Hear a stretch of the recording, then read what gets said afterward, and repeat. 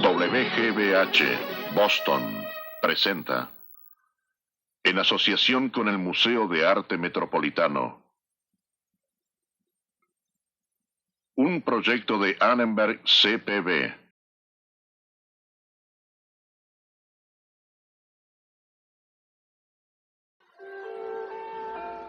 Fue una época casi como la nuestra, de grandes estados impersonales y de individuos que se sentían perdidos en ellos.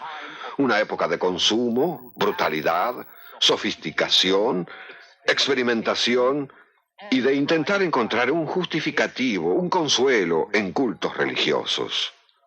La edad helenística, esta vez en la tradición de Occidente.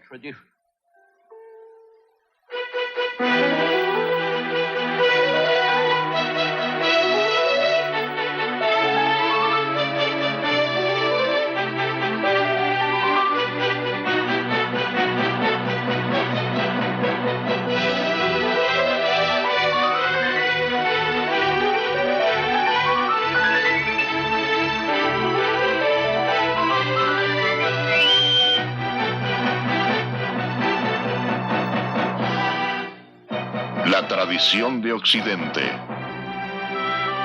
Y ahora el profesor Eugene Weber de la Universidad de Los Ángeles en su viaje a través de la historia de la civilización occidental.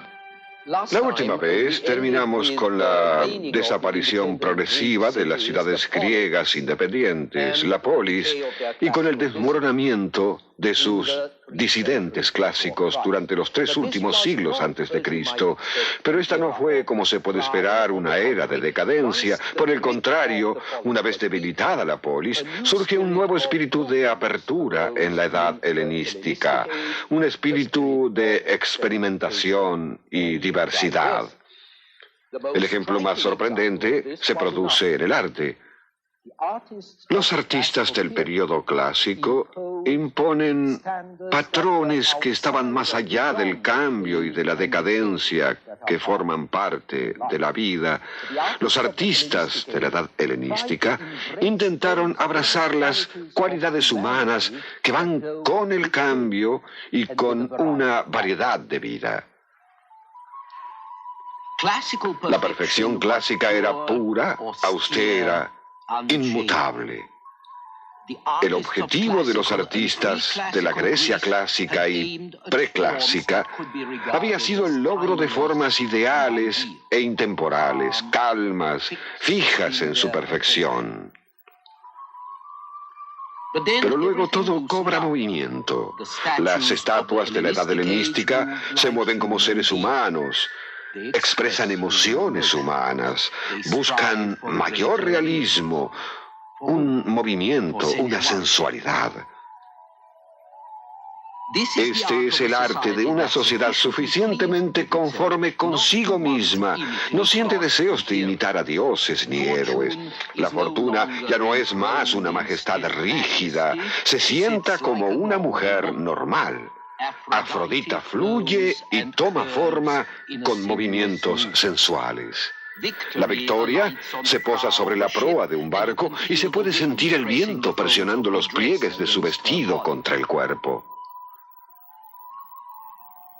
Después, toda esta virtuosidad técnica se vuelve exagerada en estatuas como esta de Laoconte y sus hijos, enmarañados en lo que parece ser una hebra de pasta gigante, pero que en realidad es una serpiente que la diosa Atenea le envía para matarlos. En este sentido, los griegos helenísticos eran como nosotros, admiraban la moderación, pero con frecuencia se iban a los extremos.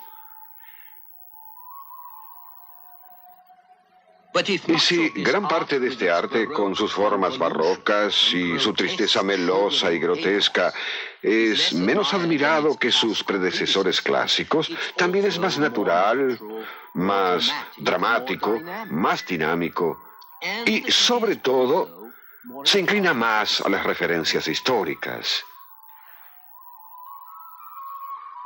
Esta es la primera época de museos, colecciones, bibliotecas públicas y privadas y de la arqueología. Por lo tanto, lo que algunos denuncian en esa época como fragmentación y enajenamiento, otros lo aprecian como una mayor independencia en una sociedad más abierta, menos estrecha. Se aleja el arte de la polis, dejando su lugar a un arte más individual. Tenemos retratos, embustos y pinturas que no están idealizados, sino que representan la vida. Paisajes y naturalezas muertas que habrían sido completamente irrelevantes cuando solo interesaban los dioses y las ciudades-estado. Ahora el centro de la vida literaria no es Atenas, como lo había sido durante tanto tiempo, sino la nueva ciudad helenística de Alejandría, la que da origen a una especulación psicológica, a biografías y autobiografías. En esta escena teatral, los amantes luchan no contra los dioses, sino contra padres y rivales. Y no se hace referencia a valores supremos, sino a las voluntades, dotes, cartas robadas, como en una obra moderna. Y el público también desea finales felices, no solo las desventuras inevitablemente tristes de la clásica tragedia griega. Hay un mercado más amplio para el arte, así como también un gusto más variado del público. Es más vulgar, menos noble que el del siglo V o VI antes de Cristo. Refleja una sociedad común, insegura, intranquila, excitada, pero más viva, más como la nuestra. Otro aspecto familiar del mundo helenístico es la experiencia social personal en la comunidad que se había trasladado de una escala humana accesible, en donde la persona podía afectar al medio ambiente si lo deseaba, a una sociedad fragmentada y despersonalizada. Si se deseaba llevar una buena vida, ya no se podía seguir más la filosofía de Platón, que decía: hagamos una buena sociedad hace hombres buenos, los hombres buenos llevan una buena vida.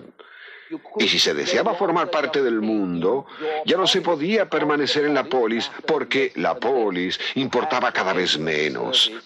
Se debía entrar al servicio de uno de los grandes reyes que gobernaban en Macedonia, Egipto o Siria.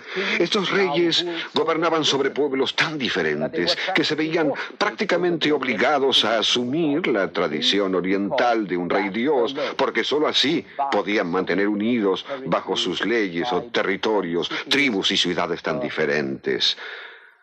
Hasta los reyes menores tenían pretensiones basadas en los delirios de grandeza de Alejandro. Pero tales pretensiones eran completamente contrarias a los valores griegos, con que se debía ceder en algo, y si no lo hacían los reyes, deberían hacerlo los griegos. En el siglo IV a.C., cuando Alejandro escribe a los griegos pidiéndoles que lo adoraran como a un dios, los espartanos lo toman con calma y con una mezcla de practicidad y escepticismo. Si desea ser un dios, dicen, que sea un dios. Se puede ver a lo que condujo esta actitud observando a Antíoco I de Comágenes, un rey helenístico del siglo I a.C. Cuando construyó su tumba en Nebroda, ahora en Turquía, Antíoco ordena cortar la cima de una montaña de 2.870 metros de alto y hace colocar un túmulo, un montículo sepulcral de 140 metros de alto, con las estatuas colosales de los dioses griegos y persas, en medio de los cuales se encuentra sentado un dios entre los dioses. La arrogancia o tal exageración fue una ruptura radical con la tradición griega de moderación. También ofendía a las ideas griegas de la dignidad de los hombres libres, sujetas solamente a las leyes de la polis. Pero habían terminado hacía tiempo los días de la polis autónoma. Ahora el poder se encontraba en los reyes. De modo que surge el problema de cómo se adaptaría un hombre de pensamiento libre a la nueva situación. ¿Qué debería hacer si deseaba vivir como un buen hombre, un hombre honesto que sigue sus propios principios? ¿Debería mantenerse alejado? ¿Debería actuar? Y si actuaba, ¿qué normas debería seguir? Este es el problema de varias escuelas helenísticas de filosofía, los problemas que debían enfrentar. Y a pesar de las diferentes respuestas, todos estaban de acuerdo en que el hombre debía encontrar la fuente de la libertad y justicia en sí mismo. La libertad, en tiempos clásicos, consistía en una obediencia a las leyes de la ciudad y de sus dioses. Pero en la edad helenística, debería consistir en una libertad interna que tenía que surgir de la unión del orden cósmico con uno mismo. El hombre sabio es libre, aunque sea un esclavo, siempre que pueda establecer y retener su libertad eterna. Si él es su propio amo, entonces no tiene ningún otro. Ningún humano puede intimidarlo. Las pasiones, temores, codicias, deseos no pueden hacer temblar su integridad. No siente ni la ausencia ni el ansia de fortunas ultrajantes, sino que aprende a no preocuparse por los deseos, ni por el destino, ni la fortuna, porque él es más autónomo de lo que puede ser cualquier polis.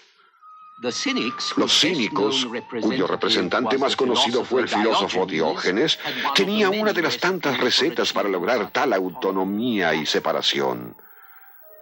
Esencialmente creían en ser pobres, rudos y no convencionales, mantenerse alejados de la sociedad, evitar la familia o cualquier tipo de propiedad y mendigar para mantenerse vivos. El mismo Diógenes vivía en un tonel o en cualquier otra cosa que encontrase como refugio en las calles de Atenas.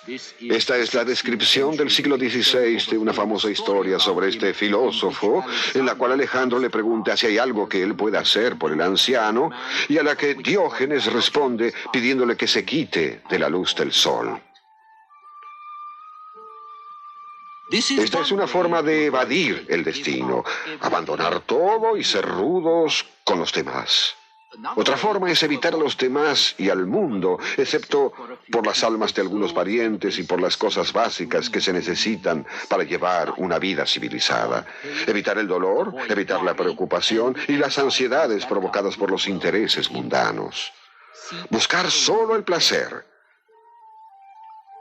La palabra hedonismo deriva del término griego placer, pero no se refiere a los placeres vulgares del cuerpo, sino a los que se derivan de una mente en paz. Esta era la doctrina del filósofo Epicuro, quien vivió desde el año 341 hasta el 270 a.C. Puesto que su doctrina recomendaba alejarse del mundo, nunca tuvo influencia política ni histórica. El rival de mayor éxito de Epicuro fue Zenón, quien vivió desde el año 335 hasta el 263 a.C. Es importante destacar que mientras Epicuro enseñaba su filosofía en un jardín privado, Zenón la enseñaba en un pórtico público, una estora como esta.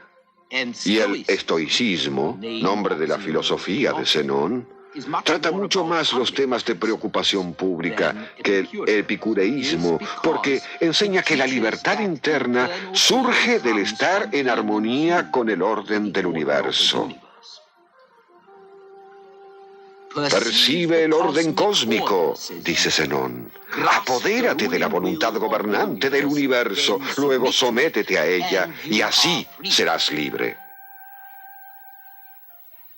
Esta, por lo menos, era la visión estoica de la autonomía espiritual. Pero también creían que no se podía ignorar el mundo exterior, porque era un reflejo, aunque pálido, del orden cósmico. Y el hombre El hombre sabio enseñaba, concebía una relación entre ambos. El deber del hombre sabio es restaurar y mejorar el orden en el mundo que lo rodea, para que el mundo cotidiano esté en armonía con el cosmos, para aconsejar a los déspotas que tienen el poder y así transformar a los reyes en filósofos. Por lo tanto, los cínicos eran anarquistas. Los epicúreos eran contempladores pasivos. Los estoicos eran activistas políticos conservadores, quienes, al igual que lo serían los puritanos, tomaban la carga del mundo con melancolía. Sin embargo, a pesar de que los estoicos parecen renuentes, su filosofía es positiva, porque enseña que el mundo está gobernado por un orden supremo y que el deber de los hombres buenos es defender los valores más nobles, los cuales son su única recompensa.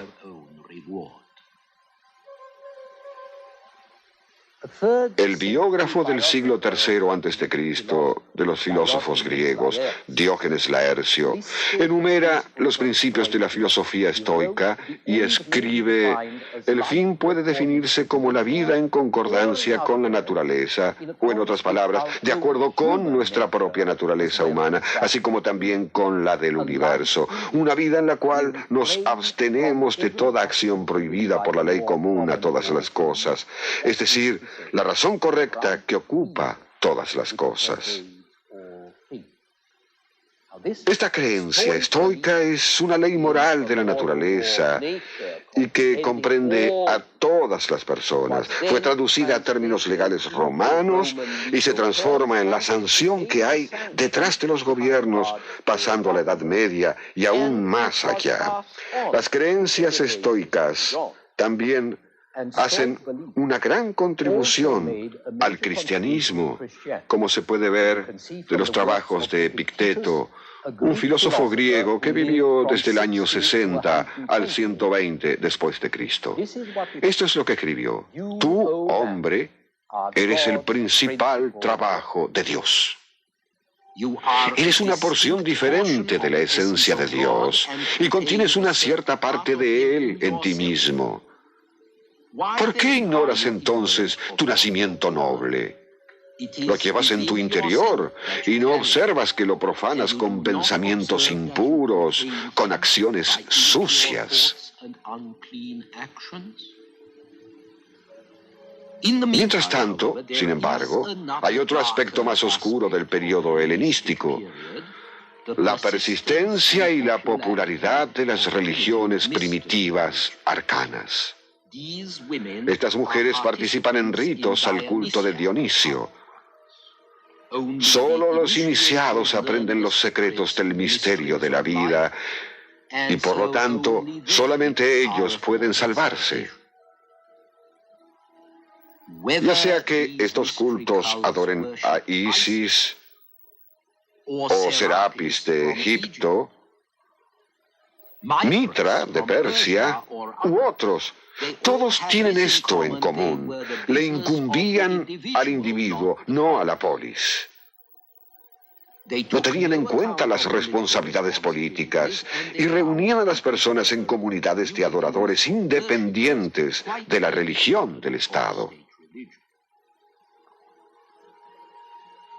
Las más simples eran las religiones relacionadas con la tierra misma, como el culto eleusino, descrito aquí, o los cultos dionisíacos. Este es Dionisio, el dios de la fertilidad, del vino, del drama. En todos los cultos aparece un rey joven que es el portador de la primavera y de un nuevo verano. Aparece como el salvador de la tierra a la que el invierno dejó fría y sin vida y que ha sido sentenciada a la esterilidad por todas las poluciones del pasado. Y por extensión, el joven rey también es el salvador y el purificador de la humanidad, trayendo una nueva era al mundo. Luego hay una dama la antigua diosa de la tierra o de la fertilidad, la madre o hermana o esposa del Salvador, quien con frecuencia es virgen y madre, y que aparece por todo el Mediterráneo con una gran variedad de formas y nombres. Por último están los cuerpos celestiales, el sol, visto aquí en su carro, la luna, las estrellas representadas por estos niños que salen a la luz luego del atardecer. Durante siglos se mantiene esta adoración al sol en Persia. Eventualmente nos trae el culto de Mitra, el sol sin conquistar, quien aparece aquí matando a un toro para garantizar el retorno de las estaciones. Mitra fue particularmente popular en Roma durante el siglo II y resultó ser el principal rival del cristianismo. Después del Sol, había planetas en las 7 esferas que rodeaban a la Tierra. Sus movimientos reflejaban la voluntad de la providencia. Su poder afectaba todo, hasta los 7 días de la semana. Junto a estos cuerpos celestiales, la vida y el esfuerzo humano son vagos. La religión, hacia la última etapa de la antigüedad, está inmersa en planes de escape de la prisión de la Tierra, de los planetas y de las estrellas. Los hombres y mujeres son los juguetes del destino y del azar, así como de los males locales y de los demonios de la tierra. Pero si el hombre podía alejarse, pasar la esfera de la tierra, pasar la esfera de la luna y de los otros gobernantes del universo, entonces podía llegar a la esfera del Dios Supremo, cualquiera fuese su nombre, donde encontraría una verdadera existencia y libertad, la unión suprema con Dios. Se debía enseñar la clase de conocimiento que le permitiría llegar hasta ese punto. Se debía iniciar a los hombres como en esta ceremonia en el templo de Isis. De manera que tenemos sacerdotes, profetas y maestros. Pero por sobre todo, la figura de un redentor, un Dios salvador, quien está conectado con figuras como Atis o Adonis en Asia Menor, u Osiris en Egipto, Dionisio en Grecia, y la idea especial judía del Mesías que salvaría a los elegidos. Este Redentor tiene varios nombres, particularmente el de Cristo, el señalado. Y sobre todo, Él es, en un sentido muy profundo, hombre o el Hijo del Hombre, aunque también sea un Dios.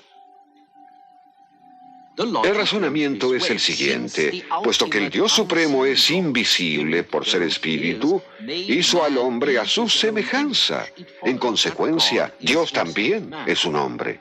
Él es el hombre verdadero, supremo, perfecto, eterno, de quien todas las personas con cuerpo son tenues copias. Este Dios ideal, primer hombre, es el Padre, mientras que el Redentor, el Salvador, es su Hijo, la imagen del Padre o el Hijo del hombre. Generalmente este Salvador baja del paraíso para salvar a la humanidad. Y una vez terminado su trabajo, vuelve al paraíso para sentarse junto a la gloria de su Padre. Y de ahí en más, los hombres a quienes ha elegido podrán unirse a Él. Por supuesto, podrán ver la similitud con la doctrina cristiana, pero también deben notar que estos primeros cultos de misterio, incluyendo el misterio gnóstico que influyó a los primeros cristianos y contra los que reaccionaron otros cristianos, que todos estos cultos eran exclusivos, así como fue exclusiva la religión hebrea. Había un grupo de elegidos, cada uno con un contrato particular o un pasaje hacia la salvación. Mientras que, como veremos a su debido tiempo, los cristianos se darían cuenta de la implicancia universal de estos cultos de una manera mucho más efectiva. Por el momento, me gustaría destacar que es imposible no ver el desarrollo de estas religiones como una ayuda emocional para los hombres y mujeres, quienes sin ellas sentirían que se enfrentan al mundo solos y quienes descubren que sus poderes originales no eran simplemente los de una prueba. De este proceso surge una nueva clase de autoconciencia, un sentido de privacidad personal e interna, sentido que los griegos de la Edad Clásica nunca tuvieron. Los hombres y mujeres fabricaban lentamente almas para ellos mismos, así como también iglesias, cuyos valores, derechos e instituciones se establecían por primera vez fuera de la comunidad política, para bien o para mal. En nuestro próximo programa hablaré sobre el surgimiento de Roma.